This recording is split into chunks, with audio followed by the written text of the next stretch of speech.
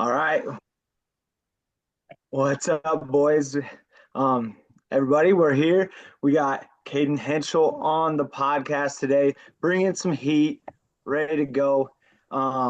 If you don't know and you're following our podcast and you don't know about Cayden Henschel, I'm a little concerned for your knowledge of the sport and what's going on in it. But Cayden, huge following on across all platforms. I think we were running some numbers earlier. It's upwards of like 1.3 million across most platforms. Does that sound right, Cayden? Yeah, I think so. Kind of crazy. It's kind of crazy. Um, Multiple time national qualifier for Wisconsin Parkside, Wisconsin state champion. Uh, got you got a shoe, right? We got a shoe that came out. So multifaceted, um, a lot going on in your life, man. Thank you for joining us. Yeah, thanks for having me. I'm looking forward to seeing conversations and how it goes. Yeah, man. So kind of first things first, like we like to just kind of get so the podcast is called Beyond the Ears. So really what we're trying to get into the minds of wrestlers and coaches and really just like try to understand like what makes people tick. Like there's a hundred different ways to get the results that we want or to have the impact that we want. So really, man, like how did wrestling start for you? So I mean, I first got involved pretty young, like a lot of kids, especially when your dad and grandpa wrestled. It's kind of like a cult following, It's like joining the Yeah. mafia. If you are in a wrestling family, it's kind of like everyone wrestles. So I had two brothers that also basically joined same time I did, and I just wanted to kind of be like my dad, basically, because he wrestled, and so did my grandpa, and they were my basically lifelong coaches, not only in wrestling but outside the sport as well, and. Ever since then, I just stuck with it, and I don't remember really life without wrestling. So That's awesome. That's awesome. Like that's what I'm trying to brainwash my kids into thinking that wrestling is cool. They've just been involved in it so long. I got a 6 year old, a 4 year old, and now a 2 year old. And so they've just been around it. Like they don't know anything else, but they're just like getting their feet wet and trying to figure it out. So I'm trying to tiptoe it so I don't like go over crazy dad mode, but also like come on, here we go, here we go, here we go. yeah, I'd love to have that feeling over being like not knowing what wrestling was, just being in the room and just not knowing what's going on, but you're just there.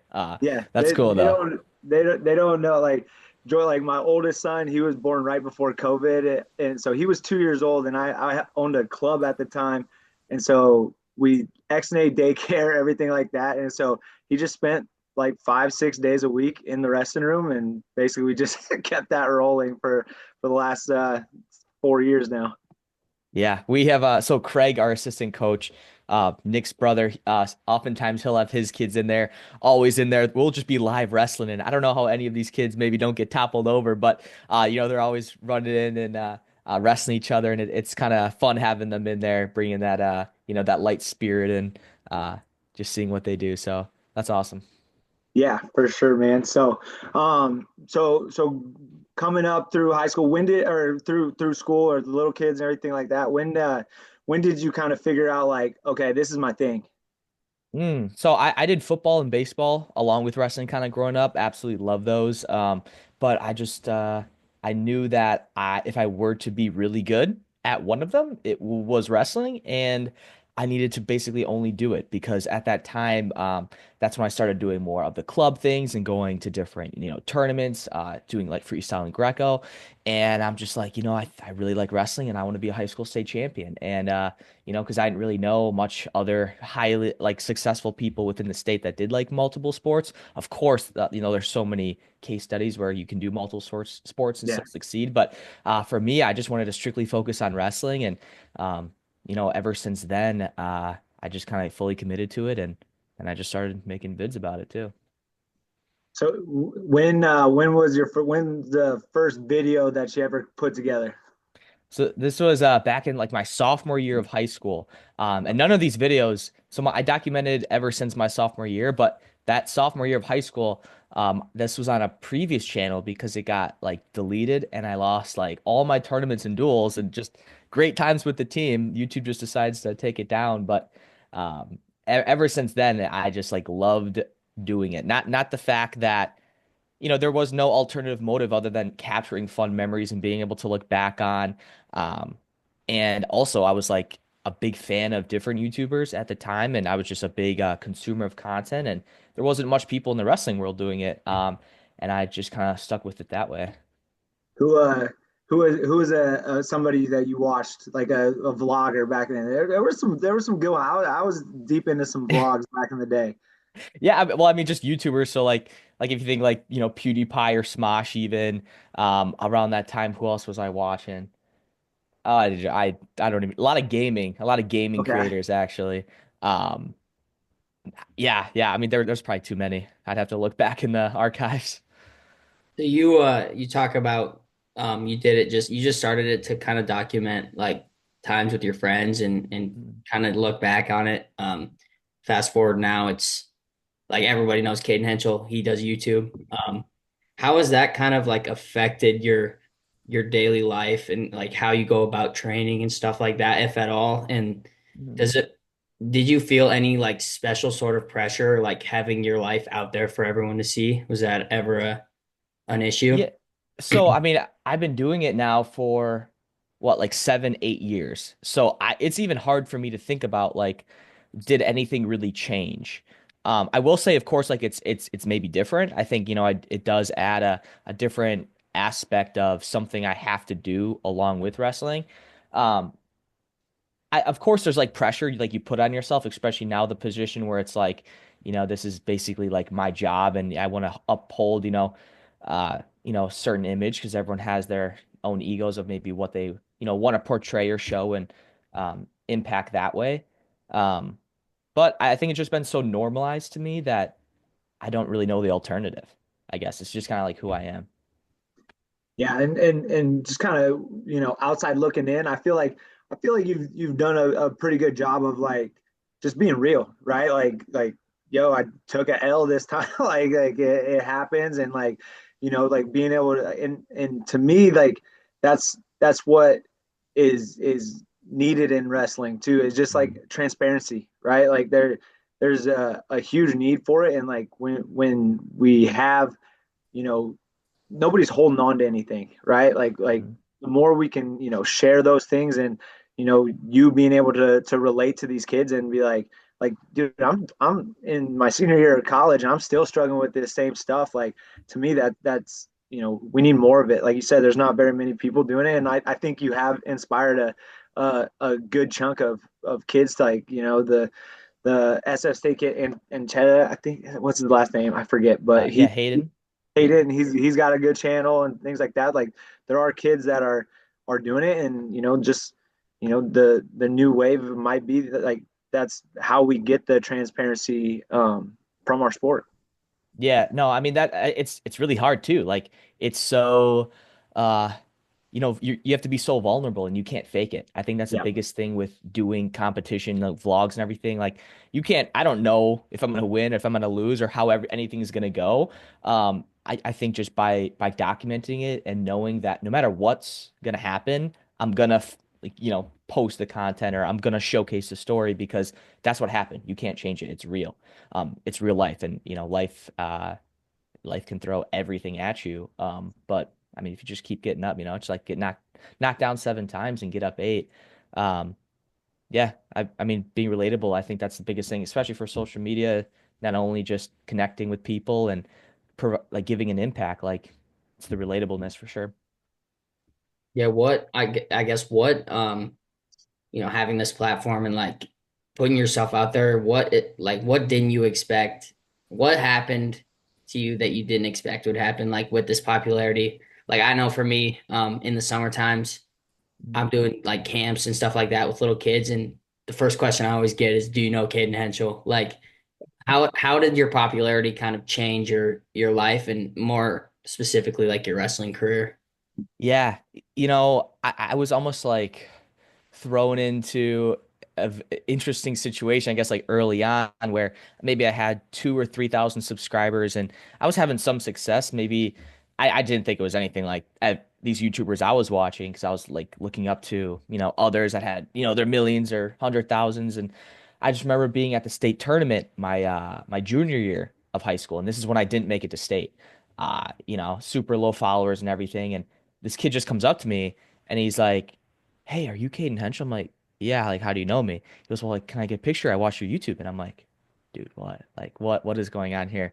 And ever since then, I just remember even like going to like back to the hotel and like my dad was saying like, dude, like it's really weird at the hotel with this like where all the wrestlers and the parents are, and they're saying like, oh, this kid's making videos and doing this thing. I didn't know how fast it was gonna happen, or just I didn't really know how to react to it. It's just kind of like it just happens. Um, but it's like the most humbling and grateful thing that people can like just see what you're doing and they appreciate it. I think like I always wanted to be appreciated and I wanted to provide something of value that actually makes a difference. I think like that is something that I just really hold myself accountable to just keep showing up and um, you know, keep making what I'm making because if it makes an impact, then like that's my job. Like my job is like to make more, to give more motivation to people, inspiration or just, just to be someone that they can try to look up to. I just try to do that. So, but it's the most humbling thing and grateful thing in my life for sure. Yeah, it's always a interesting thing, like when you're out and then somebody comes up to you that you've never met, but you've played a significant role. Like I got, a fraction of the followers on Instagram, but I post a lot of, technique and stuff like that. And to when they come up and they tell you, it's like, oh yeah, like this stuff matters. Like it matters because you don't know like what the kid in Kentucky that is just making it work, is scrapping and clawing to get their workouts in, but they go find an Instagram page or find your athlete's ocean, or whatever. Like you don't know the impact that you're having, so it's like if we hold that like in our heart as we're going through it, like it makes it, to me it makes it like impossible to like want to give up on, or like when you do have a hard day, it's like okay, but I'm still having an impact even though Mhm. I'm not doing the things that I feel like I need to be doing right now or whatever. Like I can still pass this along. Yeah, like numbers on the screen are one thing, but then actually seeing it in real life, that's Mhm. what, like gives me the chills of being like, that's cool. Yeah, it's and I think anybody who nobody would argue like the impact you've had not only on kids but just like the sport of wrestling. I've watched your videos and I've read the comments where kids are like, "Hey, Caden, I hated wrestling. I started watching your videos. Now I love it." Or I quit for 2 years. Now I'm back. Like you can't argue that. And I think you've done a tremendous job of not only growing the sport, but like knowing you throughout your whole collegiate career. You also like progressed immensely as a wrestler. Thank you. I remember you came to Aberdeen in wrestled an extra match. It was your first college win, right? Yep, yeah, yes, it was. Working your way all the way up to number one in the country. So just kind of want to talk about like your overall thoughts on your college career. Hmm. Obviously we both know you didn't achieve what you wanted. And at the end of the day, that it doesn't really matter. Like it doesn't matter. It doesn't affect the type of people we are. But I just want to hear your thoughts on your career as a whole and like what do you think now? Yeah, I think it was the fastest journey of my life. I mean, like 5 years, especially in college, like it goes quick. Like I feel like it was a dream. Um, but overall, like I'm very grateful for everything that happened. I came to college as coming off a state championship, but going from a high school to college is a completely different animal. It's so different. My first 2 years, I had a negative record. I think I was like 12 and 15 or something. Um, and then after that, I just decided I'm like, I'm not where I want to be, and I didn't like making content at the time because I really did value like my wins as like maybe like a little bit more of who I was than I should have, or at least than I do now. And regardless, I took a step to really progress in the wrestling room and keep showing up and trust in my training and do what my coaches are telling me to do. And we have a great room, and without the teammates, that would have been possible. But then it's like next 2 years, uh, I get climb the rankings and um, start doing well. Um, but like regardless, it is weird thinking like man, I won't have this opportunity in the next 2 weeks to be an All-American or be a national champion. And I think, no matter what, I think that there was a purpose for it. And if I can make, a greater impact from this story, maybe than winning a national title, then like I'll take it 100 times over. Um, but I just am very grateful for all the experiences over, past 5 years and through coaches and everyone I've met and who's helped me. Like I've made so many relationships even outside of just like my team and um, different divisions and different people on all different levels. So it's been awesome regardless.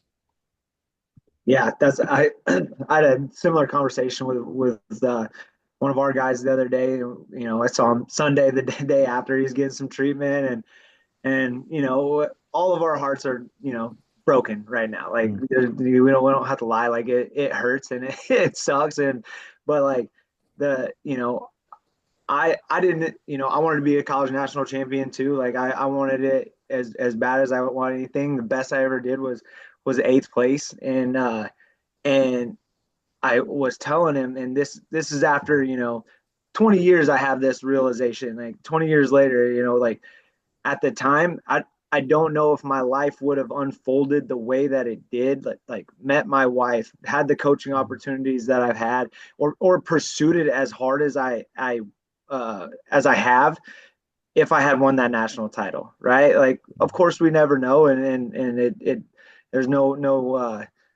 way to ever figure it out. But in my heart, like I've just come to that realization, like I who knows what would have happened, but like I'm grateful for coming up short on some of those goals because it allowed me to pursue all these coaching things a little bit harder and really try to shield, even though it's impossible to shield my guys from the heartbreaks that are inevitable. um but like you said, there's a plan in action, and there's something that can be taken from our shortcomings and taken from our hard times, and if we can flip those and turn them into lessons and hopefully have a continued impact on the next generation or our teammates or things like that, then like I'll take that pain all day long. Yeah, 100%. And I'll share a little story. My main goal of wrestling, in high school was to win a state title. I wanted my picture in the gym next to my dad's, and that was like my lifelong goal at the time. That was everything. That's pretty sick though. Pretty sick. And That's so pretty sick. it put into fruition, and like, we did it. It was like everything was coming together at great, like one of the greatest days of my life. Um, but now then it's like a couple weeks later, that next week, it's just like, like what next? It's human nature to go after, the next best thing. And I think regardless if I even wouldn't have won, and now looking at like my college career, like I didn't win, like now I don't really think about, that state title as much because, it's, trophies and stuff, they just collect dust, right? It's just like in the Cars movie, uh uh was it Doc was t telling Lightning McQueen like it's just an empty cup, right? Piston Yep. cup is just an empty cup. So um it really is just the journey and how you view things with perspective, and just where you go from here. Um but yeah. Yeah, man, I would almost exactly agree with what you just said. Like when I was in high school, the only thing I cared about was the state title. I was obsessed, like beyond obsessed, and I got it. And I remember sitting in the hotel room that night, like, what now? And then it was a national title. And I chased it and chased it and chased it, and I got pretty close. And even after, getting third in the country and turning a lot of people's heads, and in my eyes, having a successful season, it was still like, what's next, right? It was Hmm. national champ.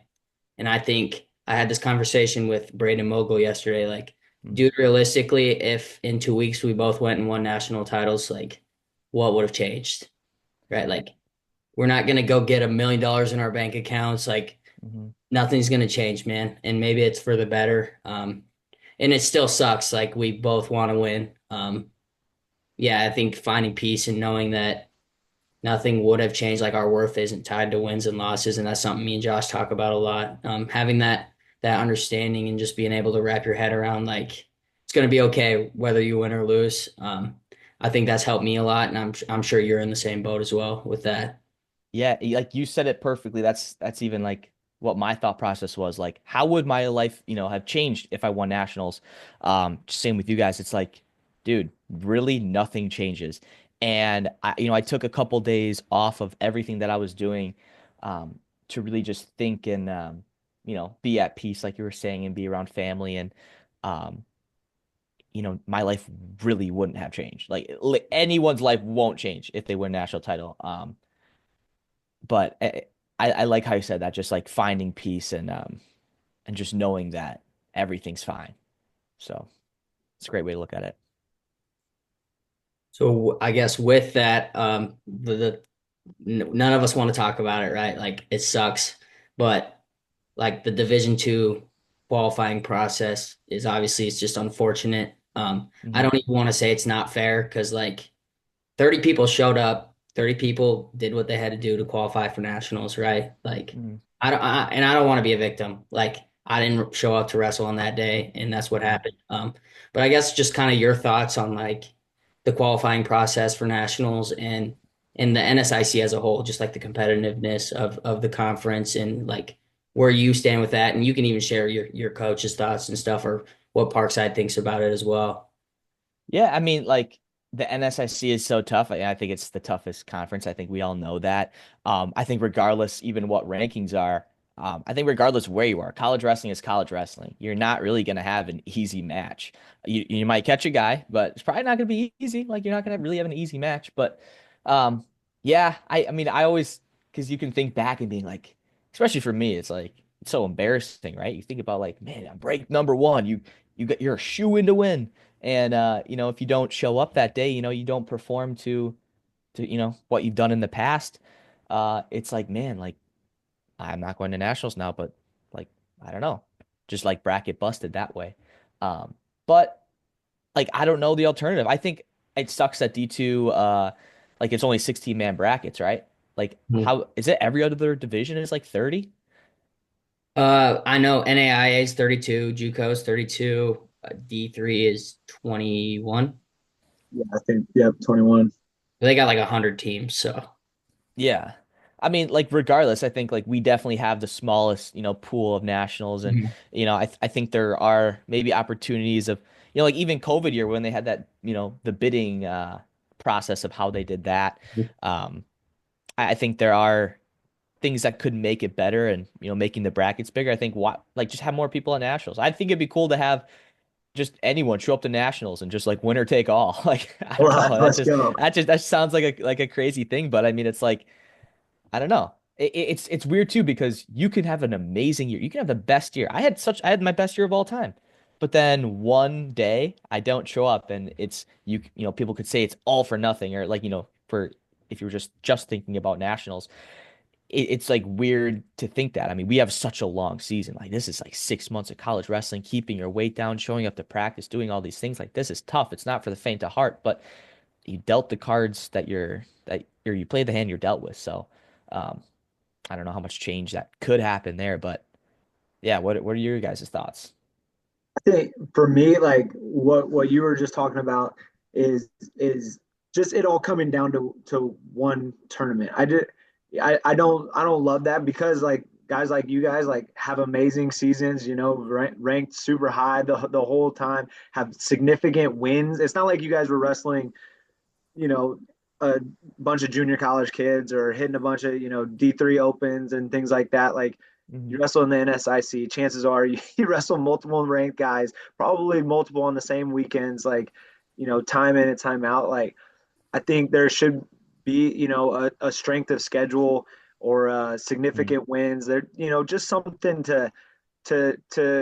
when stuff like this does happen, like there's a little bit of a safety net, right? Because Hmm. ultimately, like what the NCAA championships want or should want are the best guys at the tournament, right? Like so, in order to make sure that that can happen, like let's have a couple wild cards, let's have some at large bids, and it doesn't. I don't think we have to have 20 extra spots, but each region could get a handful of qualifiers. Like when I coached in NAI for a year, and like we just met right after the tournament, and there was maybe 10 or 12 wild cards dispersed between all the weight classes. You just voted on them, right? And it's Mm, like, okay, well, this kid has this resume, and it's essentially a seating type meeting, and you vote on it. And I think something like that would be it just help to not let kids fall through the cracks. And again, at the end of the day, like everybody wants their opportunity to go chase a title. Like, let's provide some more opportunities. mm. It's just a little another experience, for these kids to have and to take away when all is said and done. Yeah. I mean, it's interesting too, I think, because if we were on the opposite side, of course, you would like it a little bit more than if you're not. Yeah. But you know, yeah, it's definitely an interesting point of conversation. I think I would just kind of reiterate like all the stuff you guys said. I don't love that it all comes down to one day. Like I was in the exact same boat as you last year, Cayden. Like ranked number one in the country, won Midwest, end up Hmm. fifth at regionals, one bad day. And even pretty similar path this year. Like I don't know the answer. I don't know if there is a correct answer, but like it's tough to deal with. And we're not the only people that are talking about it. Like I've been on Twitter and I've seen a lot of stuff about it. So I think most importantly is just like getting people talking about it. Like I know you have a great platform. Josh and I are working to get there. Like the more we can get people talking about it, I think that's gonna promote change. But as long as we just stay quiet about it, it's always gonna be the same. That's true. And like, you can even think about it too. Um, like I guess that year, you won Midwest. Like how many of those guys that you beat, or placed, ahead of like went on to All-American or whatever. Like I'm sure it's a vast majority, right? Like I'm even thinking this year, like um everyone that's gonna podium I beat, I think. Like I think that's just like how it is. But yet again, it's like you can come at this from that devil's advocate perspective, and it's like, well, why didn't you win regionals then? Like Yeah. if you're the best guy all year, like you're the best guy all year, but I get flukes can happen, but like that is life. But I think I like you guys coming with that perspective that like a change would be good. I would agree. Yeah. Yeah, and yeah, there's definitely, and there's the other side of it too, is like you gotta, if you're signing up to wrestle in the NSIC, like if you're signing up to wrestle at Parkside or Northern State or St. Cloud or Mankato, like all these schools, like what you're signing up for. Like this shit is hard. Like these guys are Hmm. really tough. Like so, like that is the other side. But like we can there's nothing set in stone. Like we can always make adjustments to make it better, and to make it a better more quality product at the end of the day. Hmm. Hmm. Yeah. Side note, Caden, what was your favorite NSIC school to wrestle at? I think it was Northern State. I like I'm not just saying that because I'm here on the pod with you guys, but like you guys have I remember just the locker room. You guys got the big football locker rooms and the massage chair. We utilized probably before the duel. But you guys had a ton of fans show up too, and I think that was definitely one of my favorite away places. And again, like I think that's where I did my best at regionals. So I have some memories there. And I remember I think the last duel we had, there was a lot of like fans there that showed up for a picture after, which was kind of crazy. So Yeah, actually at that duel. I came and visit. I wasn't even coaching at Northern at the time, and yeah, I remember you had a pretty significant line. Like that is the cool thing about Aberdeen, is like it's a community like of wrestling. hmm. Like the little kids are involved in the college program, and the college kids coach the little kids programs. So like Sure. I remember you had a fat line that was pretty sick. Yeah, you guys, I think you guys probably had like probably usually 5 times the amount of people that we show up at duels. So that's crazy. Did uh did that kid with the sign at regionals find you, and did you were you able to Yeah, sign yeah, I, too? I I did. I went up there before warm-ups, right before warm-up. So that's so cool. It's I always love the little extra added pressure of like I've gotten over it now in the past couple years, but when people show up like wearing your merch or a sign, it's like wow, you traveled this far, and I hope I perform. But we get a lot of actually a decent amount of people like travel to home duels, and it's cool to see that, and just yeah, it's humbling. I remember we were warming up this year for a duel, and there's like this little 8-year-old kid sitting in the stands way before the duel started, and we started warming up, and he looked at us and gave us one of these. No way. Oh my gosh. What a young legend. Yeah, that's pretty. I can only respect that kid. Yeah, Yeah. what am I gonna do? Just for him to commit to Northern State here down the line. So, kind of like getting out of the competition and stuff like that. So, like, tell us about your shoes and merch and things like that. Like, what I mean, what inspired you to kind of get into the shoe game? Yeah, so I love just entrepreneurial ventures. That's one thing. Like, I didn't know even if I was going to wrestle in college because I just wanted to be a YouTuber that didn't wrestle, or I was going to make my own business doing something, whether that be like Amazon, FBA, or whatever it was. And in wrestling, it's it's very, let's just say, we know like there's not like a lot of money in wrestling, and especially like from a media perspective, that there was no one that I could look up to and try to emulate like specifically just through a path. I basically had to, trailblaze what it is today. And so of course I've dropped, shirts, probably since early college and trying to get things going, but um, those margins are very low, and it's like you're not really even profiting. You might be even losing money off of like just making the shirts. Um, but then as my audience started to grow, and I really got to make more of an impact. I think numbers wise and maybe just even like quality wise, I knew that there was an opportunity that I just really wanted to make a wrestling product that makes a difference and that just makes sense for me.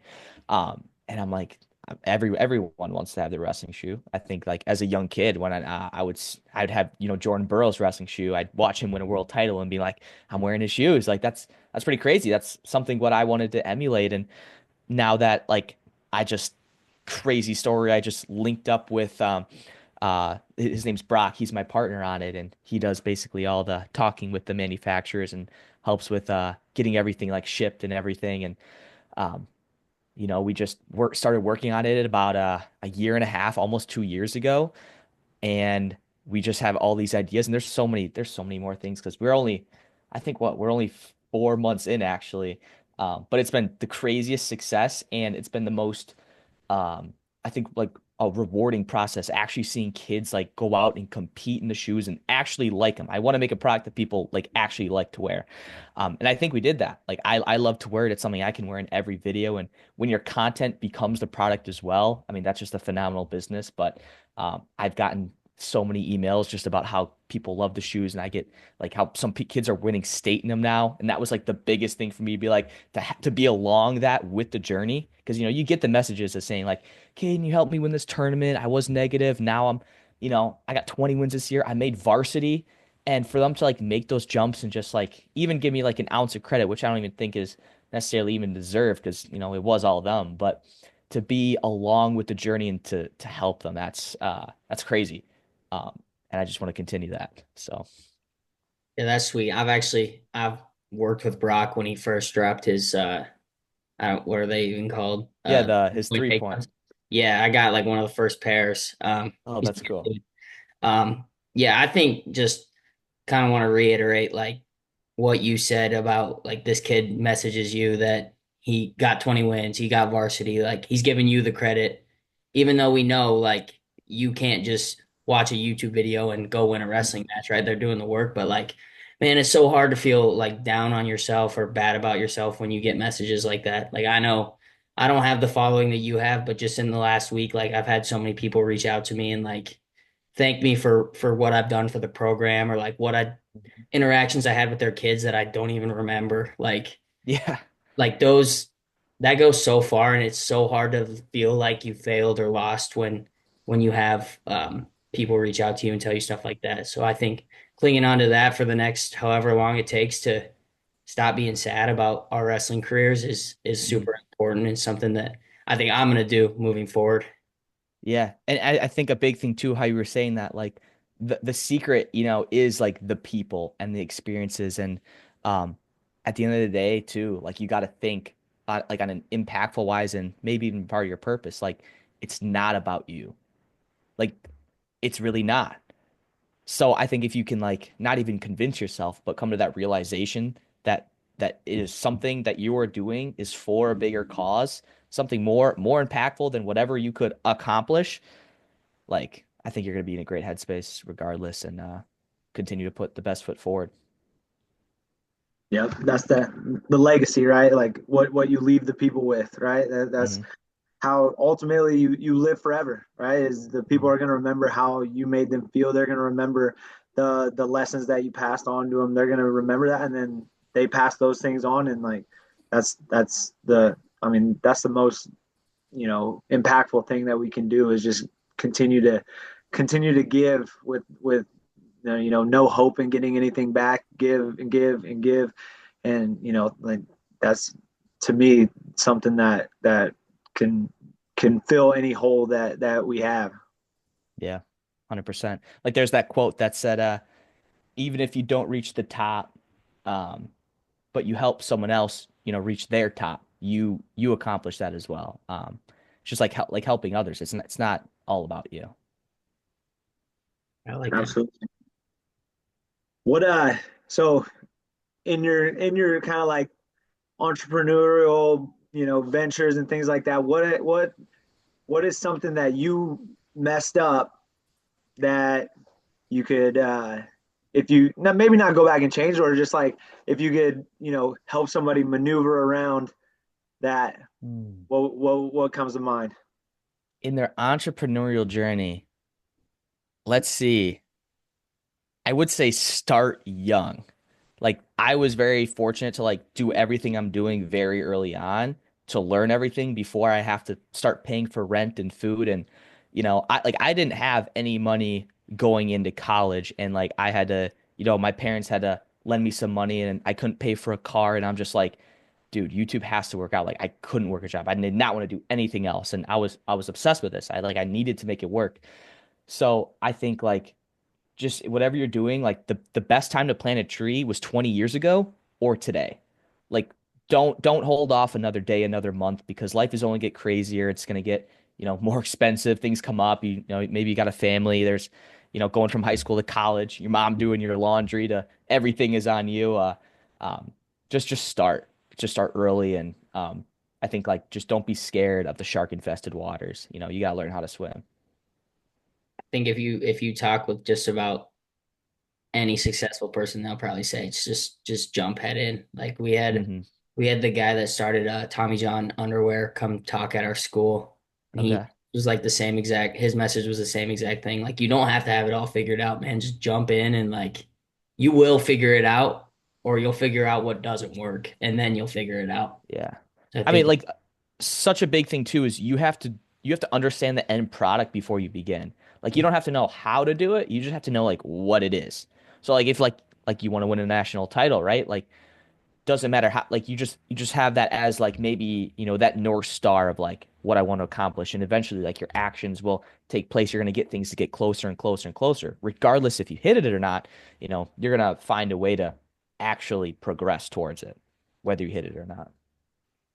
Yeah, I read the other day, have a big discard pile, like make mistakes, get try things out. Like the more you try, the more you can dial in exactly what you want or what you're doing. The process refines itself. We don't get that opportunity if we're trying to play it safe.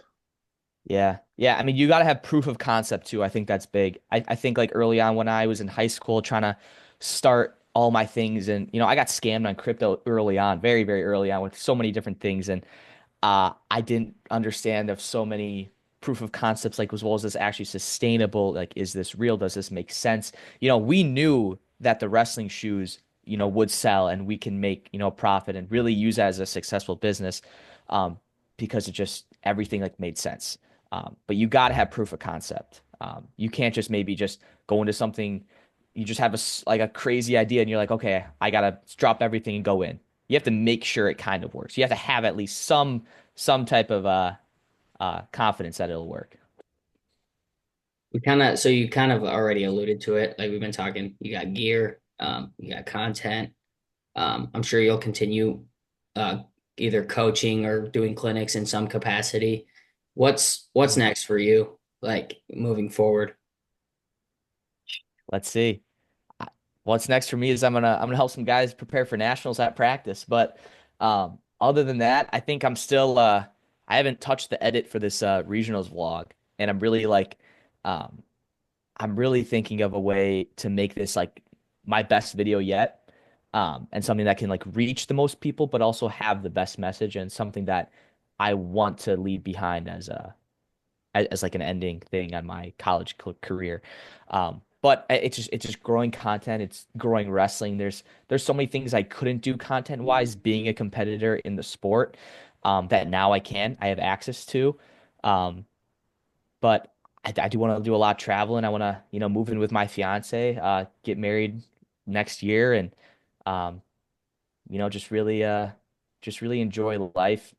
Um, and Yeah, I just say make the best wrestling content. I could, I think, dive into other ventures. I'd love to, but I don't know. I'm still figuring it out. We'll see if I ever do, but each day's a new day.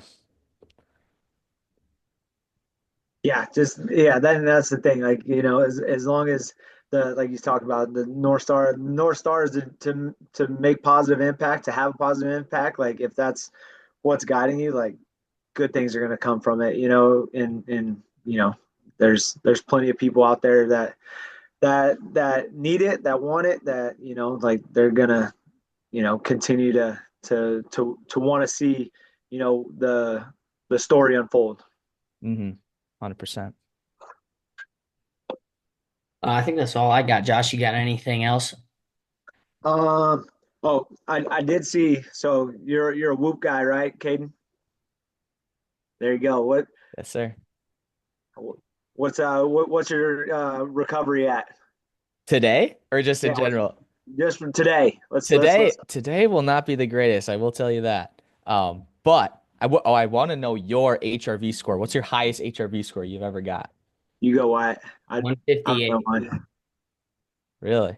Yeah, what's yours? Uh, HRV, it was pretty high, like 240. What? But I don't know even know if it like I don't know if that's right, but that was the highest I've ever got. But my recovery today was 45%. Oh, Oh, dang. Dude, the day before the Midwest Classic this year, my resting heart rate was 34.